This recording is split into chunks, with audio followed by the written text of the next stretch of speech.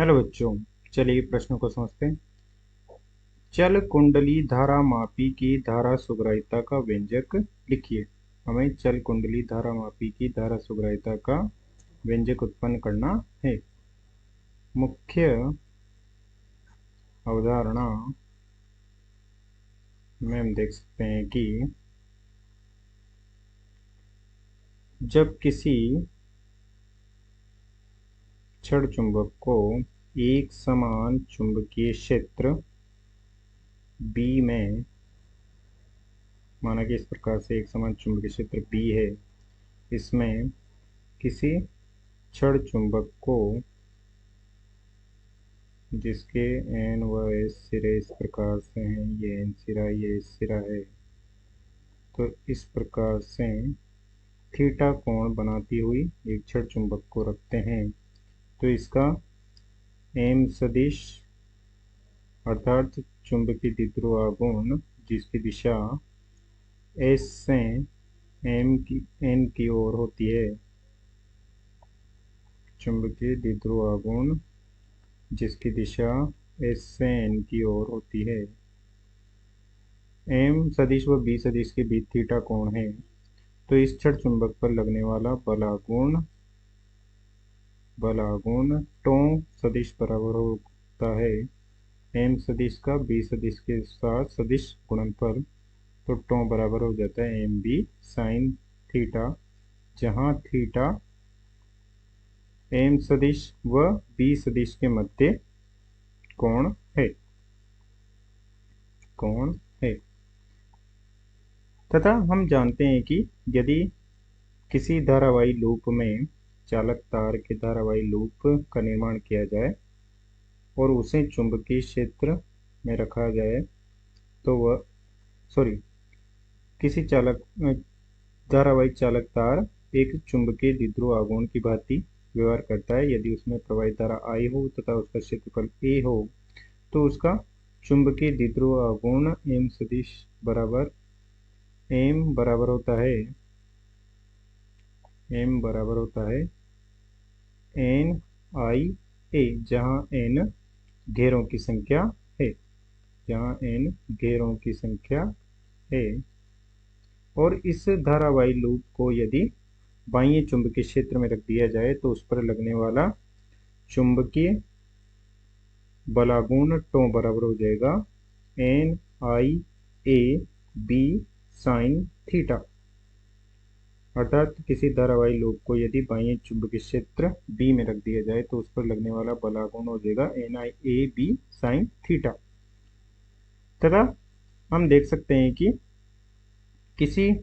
इस प्रकार से कोई तार है इस प्रकार से, इस तार को बल आघूर्ण लगाकर इस प्रकार से घुमा देते हैं, अर्थात इसके इस भाग को स्थिर रखते हुए इस खुले सिरे को, मुक्त सिरे को पकड़कर हम इसे घुमा देते हैं, तो इसकी स्थिति, जहां पहले स्थिर वाला सिरा तो स्थिर रहता है परंतु मुक्त सिरा किसी कोण एल्फा से घूम जाता है, इस प्रकार से एल्फा कोण से घूम जाता है, स्थिति वही रहती है परंतु वह घूम जाता है। तो इस प्रकार से घूमने पर इस तार में ऐंठन उत्पन्न हो जाती है, और इसे हम लिख सकते हैं कि टो बलागुण लगाने पर उसमें उत्पन्न कोण एल्फा है, तो टो बराबर हो जाएगा C गुणा एल्फा, जहाँ C ऐंठन दृढ़ता है,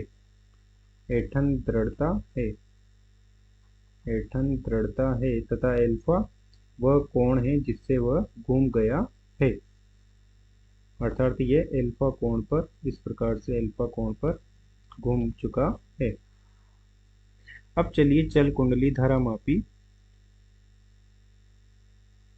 के लिए व्यंजक उत्पन्न करते हैं। तो इस प्रकार से एक चल कुंडली धारा मापी की व्यवस्था होती है जिसमें दो बेलनाकार बड़ी चुंबकें स्थायी चुंबकें होती है, N व S स्थायी चुंबकीय हैं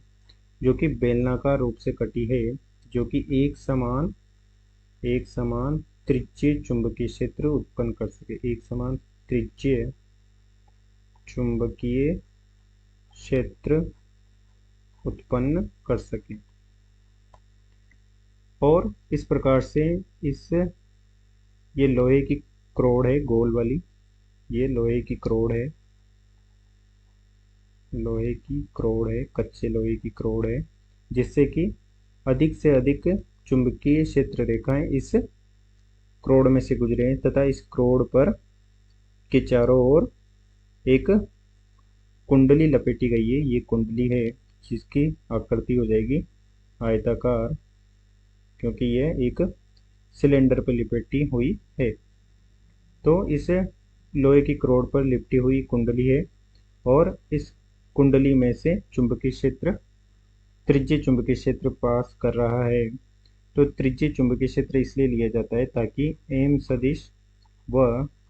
बी सदिश के मध्य कोण थीटा बराबर 90 डिग्री बने, क्योंकि इस लोहे की क्रोड के त्रिज्यीय दिशा में है, तो हर दिशा में त्रिज्या का सतह से कोण 90 डिग्री होता है और सतह पर चुंबकीय क्षेत्र है, तो चुंबकीय क्षेत्र का कुंडली का एम सदिश व बाह्य चुंबकीय क्षेत्र बी सदिश के मध्य कोण होगा थीटा बराबर 90 डिग्री। तो यहाँ से इस कुंडली पर लगने वाला बलागुण टो बराबर हो जाएगा NIAB साइन 90, और साइन 90 का मान हो जाएगा 1। तो टो बराबर हो जाएगा NIAB। तथा इस कुंडली को एक फास्फर ब्रोंज के तार से जोड़ दिया जाता है, फास्फर ब्रोंज के तार से जोड़ दिया जाता है इस प्रकार से, तथा उसे स्थिर कर दिया जाता है। और जब इसे धारा मापन के लिए उपयोग में लिया जाता है, तो इसमें धारा प्रवाहित होती है और उससे यह कुंडली घूमती है तथा पैमाने पर संकेतन को विक्षेपित करती है। तो जब ये पैमाने को विक्षेपित करती है तो इस फास्फर ब्रोंज के तार में ऐंठन उत्पन्न होती है, ऐंठन उत्पन्न होती है। तो इसे हम लिख सकते हैं कि माना कि टो बलागुण लगने पर C गुणा एल्फा विक्षेप होने पर उस पर लगा बलागुण टो हो जाएगा C बराबर एल्फा, अर्थात तार में इतना बलागुण लग रहा है। जहां C हो जाएगा तार का ऐंठन दृढ़ता गुणांक तथा साम्य अवस्था की स्थिति में जितना बलागुण कुंडली पर लग रहा होगा उतना ही बलागुण उस फास्फर ब्रोंज के तार पर लग रहा होगा। तो साम्य अवस्था की स्थिति में दोनों बलागुण समान हो जाएंगे। साम्य अवस्था की स्थिति में NIAB बराबर हो जाएगा C अल्फा तथा I बराबर हो जाएगा C बटे NAB अल्फा, जहाँ हम इसे लिख सकते हैं I बराबर K अल्फा और K बराबर हो जाएगा I बराबर K अल्फा, तो K बराबर हो जाएगा C बटे NBA, जहाँ हो जाएगा धारा मापी का नियतांक हो जाएगा ये, क्योंकि इसमें सब मान नियत है। तार का दृढ़ता नियतांक नियत है और कुंडली में घेरों की संख्या नियत है, त्रिज्यीय चुंबकीय क्षेत्र नियत है और कुंडली का क्षेत्रफल A नियत है। यहाँ पर हम लिख सकते हैं तार का ऐंठन दृढ़ता गुणांक है ये, और ये हो जाएगा घेरों की संख्या कुंडली में घेरों की संख्या, और चुंबकीय क्षेत्र B है, ये हो जाएगा एक समान चुंबकीय क्षेत्र, त्रिज्यीय चुंबकीय क्षेत्र, और A हो जाएगा कुंडली का क्षेत्रफल। ये सभी नियत है, तो ये हो जाएगा धारामापी का नियतांक। जहाँ से हम देख सकते हैं कि ये धारा और विक्षेप अल्फा में सीधा रैखिक संबंध प्रदर्शित कर रहा है, और धारामापी की सुग्राहिता हो जाएगी,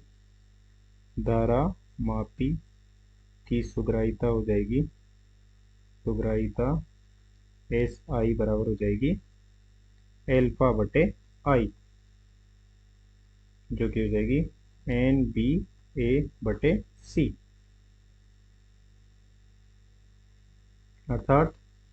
एकांक धारा प्रवाहित करने पर एकांक धारा के लिए उत्पन्न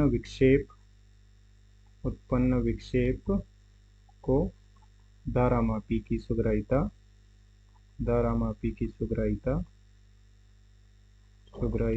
कहते हैं, जो कि हो जाएगी SI बराबर अल्फा बटे आई, और अल्फा बटे आई बराबर हो गया NBA बटे C। अतः दिए गए प्रश्न को हमने सिद्ध कर दिया है। जो कि हमें करना था कि व्यंजक उत्पन्न कीजिए धारा सुग्राहिता के लिए। आशा करते हैं आपको समझ में आया होगा। धन्यवाद।